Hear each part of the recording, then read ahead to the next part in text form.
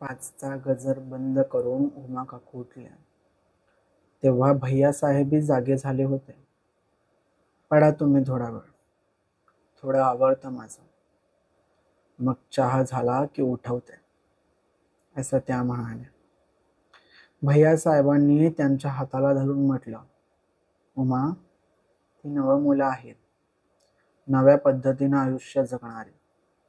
आपण त्यांच्यामध्ये नाही पडायचं. रागवू नको तू अशी.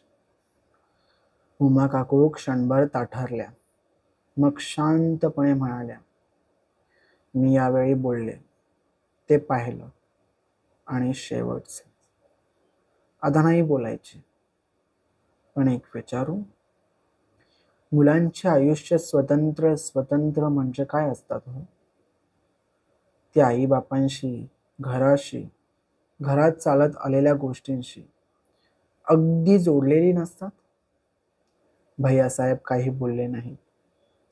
उमा काकू मात्र थांबल्या नाहीत. तुम्ही तरी मला हे कसं सांगू शकता? चार्वाकांचं घर आमचं. वडिलांनी घरी देव सुद्धा ठेवला नव्हता. पण मी तुमच्या घरात आले आणि म्हटलंच ना सगळं माझं म्हणून.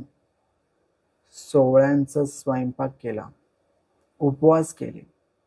सासूबाईंनी सांगितलं एकदाच, हे आपल्या घराण्यात चालत आलंय बाई, करायला हवं. मग प्रश्न न विचारता सगळं केलं. केलं ना? तुम्ही तर सगळं पाहिलं आहे.